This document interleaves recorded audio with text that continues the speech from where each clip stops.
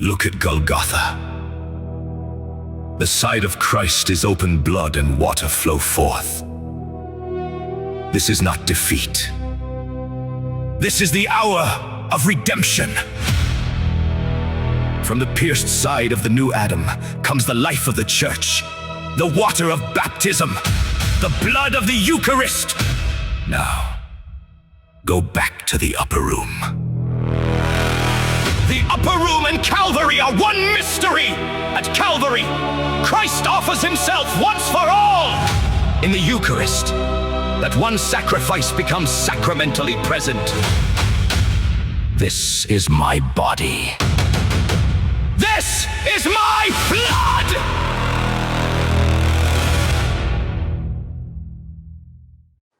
പിതാവിൻ്റെയും പുത്രൻ്റെയും പരിശുദ്ധാത്മാവിൻ്റെയും നാമത്തിൽ ആമേൻ. ദിവ്യകാരുണ്യ വിമോചന യാത്രയുടെ 29ാമത്തെ ദിവസത്തിലേക്ക് പ്രാർത്ഥനാപൂർവം പ്രിയപ്പെട്ടവരെ നിങ്ങളെ ഞാൻ സ്വാഗതം ചെയ്യുകയാണ്. 29 ദിവസങ്ങൾ നിസ്സാരമല്ല. നമ്മൾ നടന്നു തീർത്ത ദൂരം വളരെ വലിയ ദൂരമാണ്. ഇനി ഈ യാത്രയുടെ ഒടുവിലേക്ക് എത്താൻ വളരെ കുറച്ച് സമയമേ ഉള്ളൂ. അതുകൊണ്ട് സന്തോഷമായിട്ടിരിക്കുക, കൂടുതൽ പ്രാർത്ഥിക്കുക. ഇന്നത്തെ നമ്മുടെ ചിന്തയ്ക്കായിട്ട് എടുക്കുന്നത് വളരെ പ്രത്യേകതകളുള്ള ഒരു ടെക്സ്റ്റാണ്. അത് ഒരുപാട് ദിവ്യകാരുണ്യ മർമ്മങ്ങൾ നിറഞ്ഞിരിക്കുന്ന ഒരു ടെക്സ്റ്റാണ്. ലൂക്കായുടെ സുവിശേഷം 24 എമ്മാവൂസിലേക്ക് പോയ ശിഷ്യന്മാരുടെ ആ സംഭവം. ലൂക്ക 24:13. ആ ദിവസം തന്നെ അവരിൽ 2 പേർ ജെറുസലേമിൽ നിന്ന് ഏകദേശം 60 സ്താദിയോൺ അകലെയുള്ള എമ്മാവൂസ് ഗ്രാമത്തിലേക്ക് പോവുകയായിരുന്നു. ഈ സംഭവങ്ങളെക്കുറിച്ചെല്ലാം അവർ സംസാരിച്ചു കൊണ്ടിരുന്നു. ജെറുസലേമിൽ നിന്ന് 11 കിലോമീറ്റർ ദൂരെയുള്ള ഒരു ഗ്രാമമാണ് എമ്മാവൂസ്. ഈ എമ്മാവൂസിലേക്കുള്ള വഴി ആ ജിയോഗ്രഫി പഠിച്ചിട്ടുള്ളവർ പറഞ്ഞ് ഞാൻ വായിച്ചിട്ടുള്ളത് ഇങ്ങനെയാണ്. അത് ഭയങ്കര മോശപ്പെട്ട ഒരു റോഡാണ്. വളരെ ക്ലേശകരമായൊരു യാത്രയാണത്. ആ യാത്ര ഒരു ദിവസം മുഴുവൻ ഒരു പക്ഷേ നടന്നാലാണ് ഈ വൈകുന്നേരമൊക്കെ ആകുമ്പോഴാണ് ഈ എമ്മാവൂസിലേക്ക് എത്തുന്നത്. അപ്പോൾ അവരിൽ 2 പേർ ഈ 60 സ്താദിയോൺ, അതായത് 11 കിലോമീറ്റർ ദൂരെയുള്ള ഗ്രാമത്തിലേക്ക് പോവുകയായിരുന്നു. ഈ സംഭവങ്ങളെക്കുറിച്ചെല്ലാം അവർ സംസാരിച്ചു കൊണ്ടിരുന്നു. അവർ സംസാരിക്കുകയും വാദിക്കുകയും ചെയ്തുകൊണ്ട് പോകുമ്പോൾ യേശുവും അവരുടെ കൂടെ യാത്ര ചെയ്തു. എനിക്ക് ഈ സംഭവത്തിൽ നിന്ന് ദിവ്യകാരുണ്യത്തോട് ബന്ധപ്പെടുത്തി നമ്മൾ അറിയാനുള്ള ആദ്യത്തെ ചിന്ത, ഉത്ഥിതനായ ക്രിസ്തു നമ്മുടെ കൂടെ നടക്കുന്നുണ്ട്. Risen lord is walking with us. നമ്മുടെ കൂടെ യേശു നടക്കുന്നുണ്ട്. അതായത് യേശു ദിവ്യകാരുണ്യമായത് തന്നെ നമ്മുടെ കൂടെ ജീവിക്കാനാണ്. പക്ഷെ പലപ്പോഴും നമ്മൾ സംസാരിക്കുകയും അവിടെ പറഞ്ഞിരിക്കുന്ന വാക്കുകൾ വളരെ ഇൻട്രസ്റ്റിംഗ് ആണ്. അവർ സംസാരിക്കുകയും വാദിക്കുകയും ചെയ്തുകൊണ്ടിരുന്നപ്പോൾ അവർ യേശുവാണ് കൂടെ നടക്കുന്നത് എന്ന് അവർ അറിഞ്ഞില്ല. സംസാരിക്കുന്നു, തർക്കിക്കുന്നു. നമ്മളിങ്ങനെ ഒത്തിരി ക്രിസ്തുവിനോട് ബന്ധമില്ലാത്ത സംസാരങ്ങളും ക്രിസ്തുവിനെതിരായ വാദങ്ങളും ക്രിസ്തുവിൻ്റെ ഹൃദയത്തിന് അനുകൂലമല്ലാത്ത, ചേർന്ന് നിൽക്കാത്ത വാദങ്ങളുമൊക്കെ നമ്മൾ ഈ കൂടെ നടക്കുന്ന കർത്താവിനെ തിരിച്ചറിയുന്നതിൽ നിന്ന് നമ്മളെ പുറകോട്ട് പിടിക്കുന്നുണ്ട്. സത്യം പറഞ്ഞാൽ കർത്താവ് എപ്പോഴും നമ്മുടെ കൂടെയുണ്ട്. ദാവീദ് പറഞ്ഞ പോലെ 16 സങ്കീർത്തനത്തിൽ കർത്താവ് എപ്പോഴും എൻ്റെ കൺമുമ്പിലുണ്ട്, അവിടുന്ന് എൻ്റെ വലതുഭാഗത്തുള്ളത് കൊണ്ട് ഞാൻ കുലുങ്ങുകയില്ല. അപ്പോൾ യേശു എപ്പോഴും നമ്മുടെ കൺമുമ്പിൽ ഉണ്ട്, അവിടെ നമ്മുടെ കൂടെ യാത്ര ചെയ്യുന്നുണ്ട്. അത് തിരിച്ചറിയുന്നില്ല എന്നുള്ളതാണ് ആദ്യത്തെ നമ്മുടെയും അവരുടെയും പരാജയം. ഇനി അവനെ തിരിച്ചറിയാൻ കഴിയാത്ത വിധം അവരുടെ കണ്ണുകൾ മൂടപ്പെട്ടിരുന്നു. അവൻ അവരോട് ചോദിച്ചു, നിങ്ങൾ എന്തിനെക്കുറിച്ചാണ് സംസാരിക്കുന്നത്? അവർ മ്ലാനവദനരായി നിന്നു.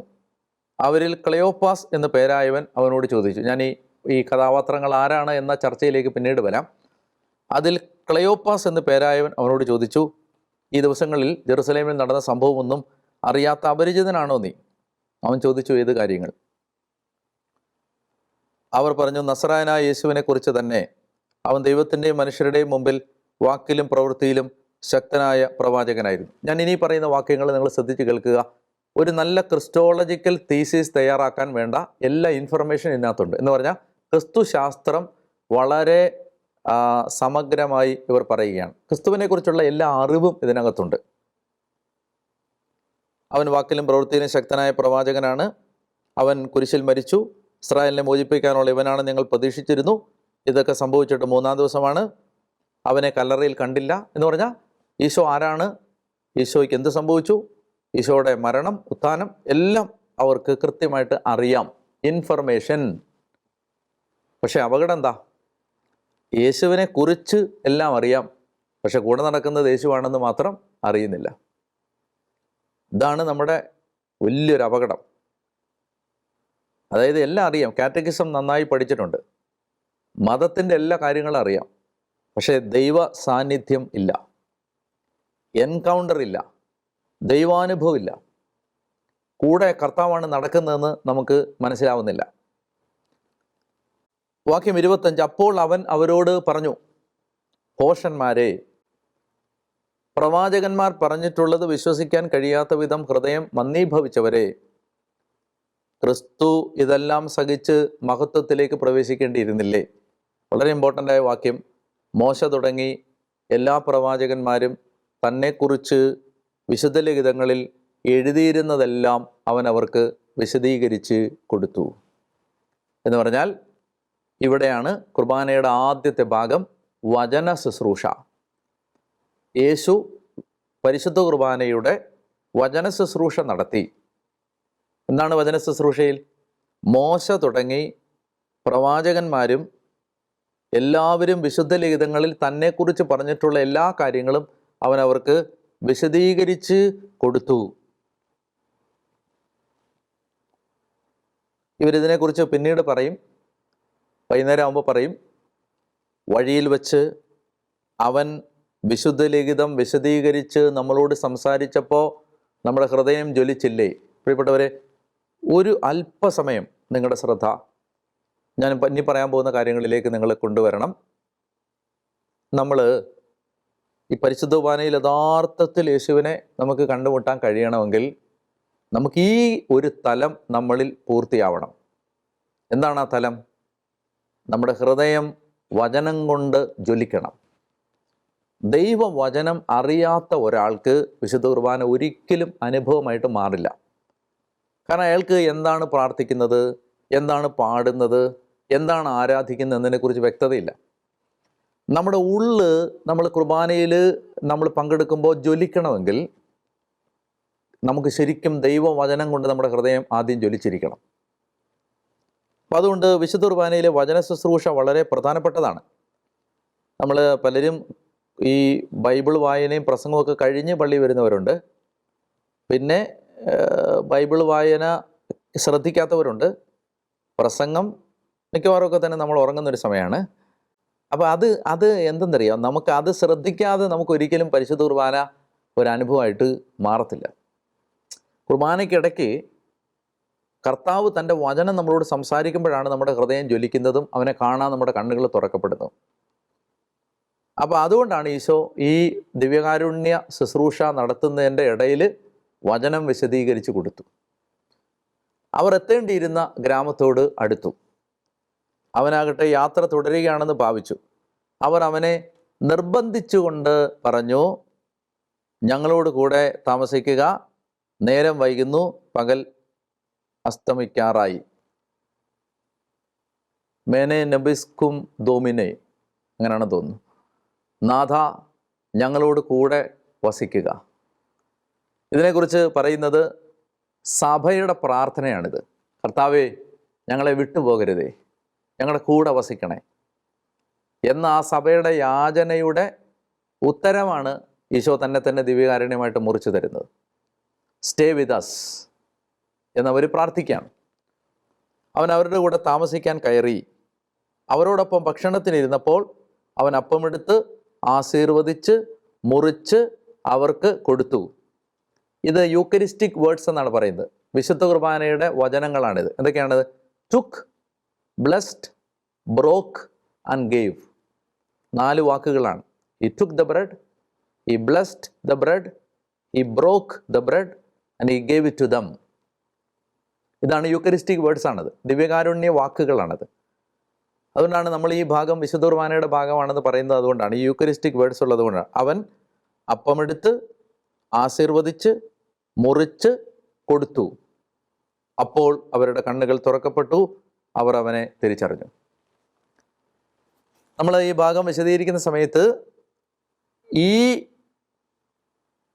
അവനെ അവരവിടെ കാണുമ്പോൾ, അപ്പം മുറിച്ചപ്പോൾ അവനെ കാണുമ്പോൾ നമ്മൾ ഓർക്കണം, ഇത്രയും നേരം അവൻ കൂടെ ഉണ്ടായിരുന്നാണ്. കാഴ്ചയിൽ അവരവനെ തിരിച്ചറിഞ്ഞില്ല, സ്വരം കൊണ്ട് അവരവനെ തിരിച്ചറിഞ്ഞില്ല, കൂടെ നടന്നപ്പോൾ അവരവനെ തിരിച്ചറിഞ്ഞില്ല, മണിക്കൂറുകൾ അവൻ്റെ കൂടെ ഇടപഴകിയപ്പോൾ അവരവനെ തിരിച്ചറിഞ്ഞില്ല. പക്ഷെ അവരവനെ തിരിച്ചറിഞ്ഞത് അപ്പം മുറിച്ചപ്പോൾ മാത്രമാണ്. അപ്പം മുറിക്കുക എന്ന് പറഞ്ഞാൽ ലൂക്കായുടെ സുവിശേഷത്തിലും അപ്പസ്തോല പ്രവർത്തനത്തിലും വിശുദ്ധ കുർബാനയെ സൂചിപ്പിക്കുന്ന വാക്കാണ്. ഉദാഹരണത്തിന് അപ്പസ്തോല പ്രവർത്തനം 2:42 ഞാൻ വായിക്കാം. അപ്പസ്തോല പ്രവർത്തനം 2:42.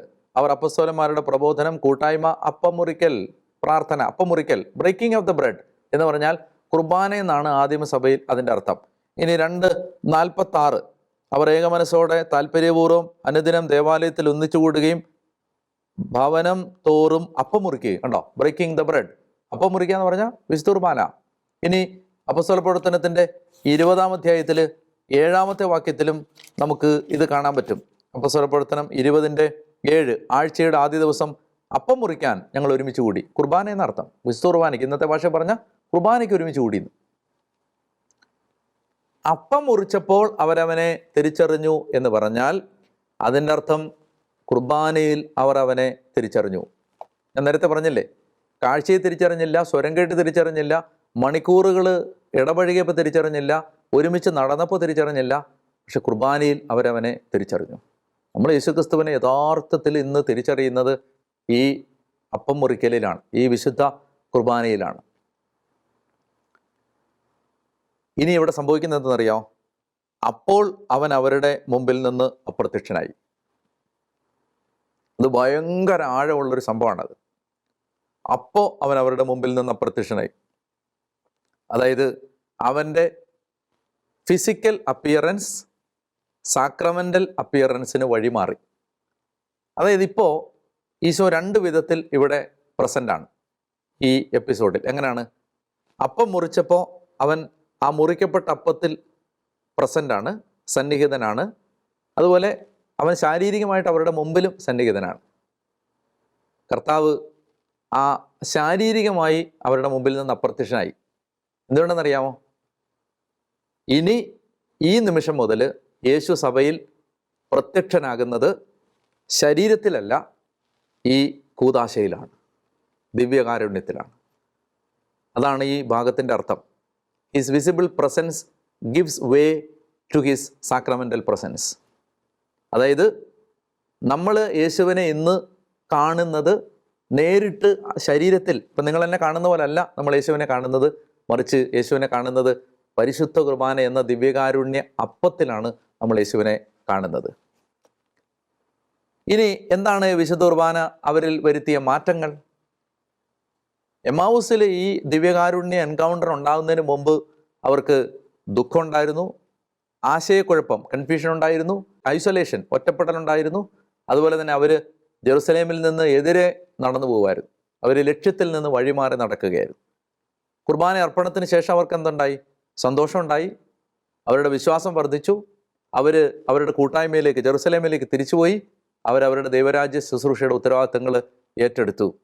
അതായത് ഓരോ കുർബാനയും നമ്മളെ യഥാർത്ഥത്തിൽ നയിക്കുന്നത് നമ്മുടെ ദുഃഖങ്ങൾ സന്തോഷമായി മാറുകയും നമ്മൾ നമ്മുടെ യഥാർത്ഥ ഉത്തരവാദിത്തങ്ങൾ കണ്ടെത്തുകയും ചെയ്യുന്ന ഒരനുഭവമാണ്. ഇനി അവസാനമായിട്ട് ഒരു കാര്യം കൂടെ സൂചിപ്പിച്ചിട്ട് ഞാൻ ഈ ഭാഗം അവസാനിപ്പിക്കാം. ആരായിരുന്നു ഈ കഥാപാത്രങ്ങൾ?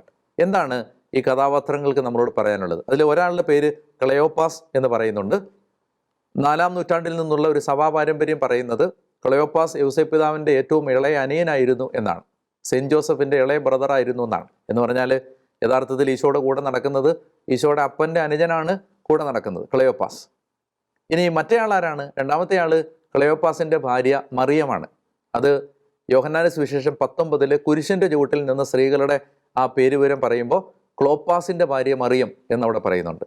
അപ്പോൾ ക്ലെയോപ്പാസും അദ്ദേഹത്തിൻ്റെ ഭാര്യ മറിയവും ആണ് എന്ന് പറഞ്ഞാൽ ഈശോയുടെ അടുത്ത ബന്ധുക്കളാണ് ഈ പോകുന്നത്. യേശു അവരുടെ കൂടെയാണ് യാത്ര ചെയ്യുന്നത്. അവരുടെ വീടാണ് എമ്മാവൂസിൽ. അവരുടെ വീട്ടിലേക്കാണ് അവർ യേശുവിനെ ആളറിയാതെ ക്ഷണിക്കുന്നത്. അവിടെ വെച്ചാണ് നടക്കുന്നത്. എന്താണ് ഇത്? ക്ലെയോപ്പാസും ഭാര്യ, ഒരു ഭാര്യയും ഭർത്താവുമാണ്. മനോഹരമായ ഒരു സൂചനയുണ്ട് ഇതിന്. അതായത് പഴയ നിയമത്തിൽ, ഉൽപ്പത്തി പുസ്തകത്തിൽ ആദം ഹൗവ എന്നീ ഭാര്യ ഭർത്താക്കന്മാർ ഏദൻ തോട്ടത്തിലൂടെ നടക്കുമ്പോൾ ദൈവം അവരുടെ കൂടെ നടക്കുമായിരുന്നു. പാപത്തിലൂടെ അവർക്ക് അതാണ് നഷ്ടപ്പെട്ടത്. ഇപ്പോൾ യേശു പാപത്തിന് പരിഹാരം ചെയ്ത് കഴിയുമ്പോൾ വീണ്ടും ഒരു ദമ്പതികളുടെ കൂടെ യേശു നടക്കുകയാണ്. കർത്താവ് ഇങ്ങനെ നടക്കുമ്പോൾ പഴയ നിയമത്തിൽ, ഉൽപ്പത്തി പുസ്തകത്തിൽ ഒരു പഴം പറിച്ച് തിന്നപ്പോൾ അവരുടെ കണ്ണ് തുറക്കപ്പെട്ടു. നഗ്നതയിലേക്കും നാണക്കേടിലേക്കും അപമാനത്തിലേക്കും പാപത്തിലേക്കും കണ്ണ് തുറക്കപ്പെട്ടു. എന്നാൽ ഇവിടെ പുതിയ നിയമത്തിൽ ദൈവം ഈ ദമ്പതികളുടെ കൂടെ നടക്കുമ്പോൾ അവിടുന്ന് കൊടുക്കുന്ന ഭക്ഷണം അവർ കഴിക്കുമ്പോൾ അവരുടെ കണ്ണ് തുറക്കപ്പെട്ടു. ആഹ്ലാദത്തിലേക്കും സന്തോഷത്തിലേക്കും അഭിമാനത്തിലേക്കും വിശ്വാസത്തിലേക്കും കൂട്ടായ്മയിലേക്കും മിഷനിലേക്കും അവരുടെ കണ്ണ് തുറക്കപ്പെട്ടു. അവർ ജെറുസലേമിലേക്ക് തിരിച്ചു പോവുകയും ചെയ്തു. അതായത് ഈ എമ്മാവൂസ് സംഭവം, ദിവ്യകാരുണ്യം നമ്മളെ ആദം ഏദൻ തോട്ടത്തിൽ നഷ്ടപ്പെടുത്തിയ മുഴുവൻ അനുഗ്രഹങ്ങളും നമുക്ക് തിരിച്ചു തരുന്ന ഒരു പറുദീസ അനുഭവമാണ് യഥാർത്ഥത്തിൽ ദിവ്യകാരുണ്യത്തിലൂടെ നമുക്ക് ലഭിക്കുന്നത്. അതുകൊണ്ട് ഈ മലങ്കര സഭയിൽ മാമോദീസ കൊടുക്കുമ്പോൾ കുഞ്ഞിന് ദിവ്യകാരുണ്യം കൊടുക്കുമ്പോൾ, മാമോദീസ സ്വീകരിച്ച കുഞ്ഞിന് കുർബാന കൊടുക്കുമ്പോൾ പറയും, അതായത് പറുദീസയിൽ വെച്ച് ആദം രുചി നോക്കാഞ്ഞ ജീവൻ്റെ ഫലം കുഞ്ഞെ നിൻ്റെ നാവിൽ വെക്കപ്പെടുന്നു. അതായത് പറുദീസയിൽ വെച്ച് ആദത്തിന് നഷ്ടപ്പെട്ടത് നമുക്ക് തിരിച്ചു കിട്ടുന്ന ഒരു സമയമാണ് ദിവ്യകാരുണ്യം. അതുകൊണ്ട് നമുക്ക് ഈ ദിവ്യകാരുണ്യത്തിൽ വചന ശുശ്രൂഷയുണ്ട്, അതുപോലെ അപ്പം മുറിക്കൽ ശുശ്രൂഷയുണ്ട്. നമുക്ക് ആ ദിവ്യകാരുണ്യത്തിൽ പ്രിയപ്പെട്ടവരെ ശരിക്കും വലിയ ഒരു ആത്മീയ അനുഭവം, നമുക്ക് കർത്താവ് കൂടെ നടക്കുന്ന അനുഭവം സ്വന്തമാക്കുന്നതിന് നമുക്ക് സാധിക്കട്ടെ എന്ന് ഞാൻ പ്രാർത്ഥിക്കുന്നു. ഞാൻ അല്പസമയം നിങ്ങൾ പരിശുദ്ധ കുർബാനയുമായി ബന്ധപ്പെട്ട ചിന്തകൾ ചിന്തിക്കുന്നതിനും ധ്യാനിക്കുന്നതിനും കൂടി ഇതിന് ഈ കൂട്ടത്തിലൊരു സമയം കണ്ടെത്തണം എന്ന് നമ്മൾ ആഗ്രഹിക്കുന്നുണ്ട്. നമുക്ക് ഇന്ന് നമ്മളിൽ നിന്ന് എടുത്തു മാറ്റണമെന്ന് ആഗ്രഹിക്കേണ്ട തിന്മ കോപമാണ്. കോപം, അരഗൻസ്, കോപം, വയലൻസ്, കോപം. നമ്മൾ പരിശീലിക്കേണ്ടത് ജെന്റിൽനെസ്, ശാന്തത, മാന്യത, അന്തസ്. ഇതൊക്കെ നമുക്ക് നമ്മുടെ ലൈഫിൽ ഉണ്ടാവാനായിട്ട് ആഗ്രഹിക്കാം. നമുക്ക് പെട്ടെന്ന് പ്രതികരിക്കാൻ തോന്നുന്ന സന്ദർഭങ്ങളിലൊക്കെ നമുക്ക് ഒരല്പം ശാന്തതയോടെ അവധാനതയോടെ ഒന്ന് സംസാരിക്കണമെന്നൊക്കെ ഒന്ന് ആലോചിച്ചിട്ട് സംസാരിക്കാനുള്ള ഒരു അവധാനത നമുക്കുണ്ടാവാനായിട്ട് പ്രാർത്ഥിക്കാം. നമുക്ക് ഈ ശരിക്കും എടുക്കാൻ പറ്റുന്ന ഒരു ടാസ്ക് ഇതാണ്. നമ്മൾ ഈ വളരെ എന്താ പറയുക, പെട്ടെന്ന് ഒരു ആലോചനയില്ലാതെ പ്രതികരിച്ചിട്ടുള്ള സന്ദർഭങ്ങൾ കുറേയൊക്കെ ഒന്ന് ഓർത്താൽ കിട്ടും, ഒത്തിരി കിട്ടും. അതൊക്കെ ഒന്ന് ഓർത്തിട്ട് കർത്താവിനോട് ഒന്ന് ഇരുന്ന് ഒന്ന് മാപ്പ് ചോദിക്കാം. ആ സമയത്ത് ഞാൻ അങ്ങനെ പറയാൻ പാടില്ലായിരുന്നു, എന്നോട് ക്ഷമിക്കണം, ഞാൻ അങ്ങനെ പ്രതികരിക്കേണ്ടായിരുന്നു, ഒന്ന് മിണ്ടാതിരുന്നാൽ മതിയായിരുന്നു. നമുക്ക് ഇഷ്ടം പോലെ കിട്ടും. ഒരു ദിവസം വൈകുന്നേരം ഉറങ്ങുന്നതിന് മുമ്പ് ഒരുപാട് സന്ദർഭങ്ങൾ നമ്മൾ അങ്ങനെ പ്രതികരിക്കേണ്ടായിരുന്നു, അങ്ങനെ പറയേണ്ടായിരുന്നു എന്ന് പിന്നീട് നമുക്ക് തോന്നുന്ന എത്ര സന്ദർഭം. അതൊക്കെ ഒന്ന് ഓർത്തിട്ട് 1 2 3 4 ഒന്ന് ഓർത്തിട്ട് ഒന്ന് ഈശോയോടൊന്ന് സോറി പറഞ്ഞ്, കർത്താവേ അത് ആവർത്തിക്കാതിരിക്കാൻ ഒരു കൃപ തരണേ, അങ്ങനെ ഒന്ന് പ്രാർത്ഥിച്ചാൽ അങ്ങനെ ഒരു കൃപ നമുക്ക് ആ മേഖലയിൽ കിട്ടുകയും ചെയ്യും. ദൈവം നിങ്ങളെ അനുഗ്രഹിക്കട്ടെ. നമുക്ക് സന്തോഷത്തോടെ യാത്ര തുടരാം. വീണ്ടും അടുത്ത ദിവസം നിങ്ങളെ കാണുന്നവരെയും ദൈവം നിങ്ങളെ കൃപയിൽ കാത്തു സൂക്ഷിക്കട്ടെ. ആമേൻ.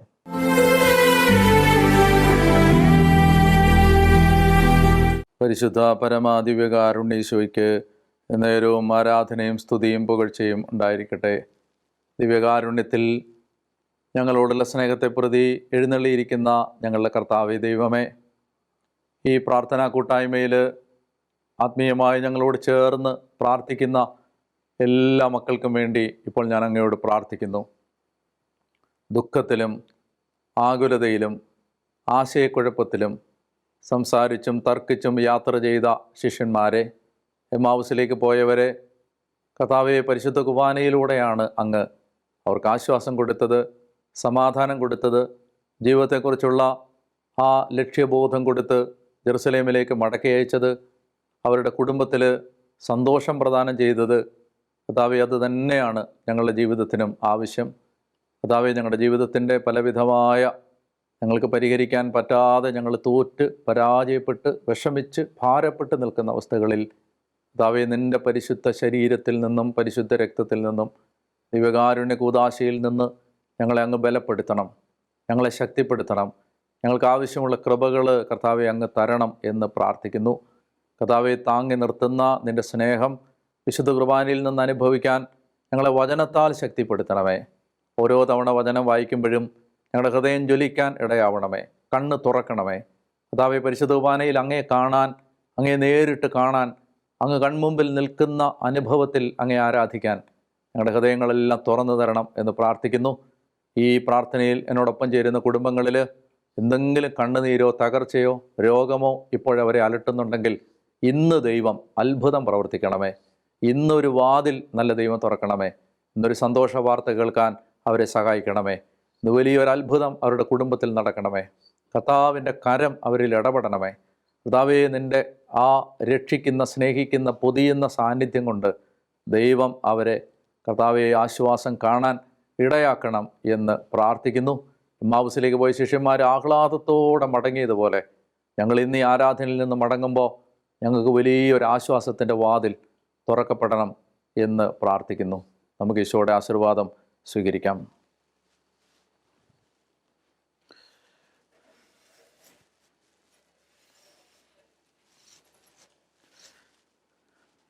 കാരുണ്യവാനായ കർത്താവ് നിങ്ങളെയും നിങ്ങളുടെ കുടുംബങ്ങളെയും നിങ്ങൾ താമസിക്കുന്ന ദേശത്തെയും നിങ്ങൾ ജോലി ചെയ്യുന്ന സ്ഥാപനത്തെയും നിങ്ങളുമായി ഇടപഴകുന്ന വ്യക്തികളെയും അനുഗ്രഹിച്ച് ആശീർവദിക്കട്ടെ. ഭാരത്തിലും രോഗത്തിലും തകർച്ചയിലും ആശ്വാസം നഷ്ടപ്പെട്ട ഹൃദയങ്ങളെയും മനസ്സുകളെയും കർത്താവ് സന്തോഷത്തിലേക്കും ആഹ്ലാദത്തിലേക്കും അനുഗ്രഹത്തിലേക്കും അഭിഷേകത്തിലേക്കും വഴി നടത്തട്ടെ. ദൈവം നിങ്ങൾക്കായി അത്ഭുതങ്ങളുടെ വാതിലുകൾ തുറന്നു തരട്ടെ. നീ കണ്ടിട്ടില്ലാത്ത, കേട്ടിട്ടില്ലാത്ത, ചിന്തിച്ചിട്ടില്ലാത്ത വഴികൾ ദൈവം നിനക്ക് വേണ്ടി തുറക്കട്ടെ. നിൻ്റെ കൂടാരത്തിൻ്റെ അതിരുകളെ കർത്താവ് വിസ്തൃതമാക്കട്ടെ. ഇരുവശത്തേക്കും അതിര് ഭേദിച്ച് വ്യാപിക്കാൻ ദൈവം നിനക്ക് ഇടയാക്കട്ടെ. നിന്നെ ഇന്ന് വേദനിപ്പിക്കുന്ന ഏത് കാര്യവും നിനക്ക് സന്തോഷമായി മാറാൻ ദൈവം നിൻ്റെ ജീവിതത്തിൽ ഇടപെടട്ടെ. ഈശോ മിശിഹായുടെ തിരുശരീരത്തിൻ്റെ യോഗ്യതകളാൽ തന്നെ. ആമേൻ. പരിശുദ്ധ പരമദിവ്യകാരുണ്യ ഈശോയ്ക്ക് എന്നേരവും ആരാധനയും സ്തുതിയും പുകഴ്ചയും ഉണ്ടായിരിക്കും.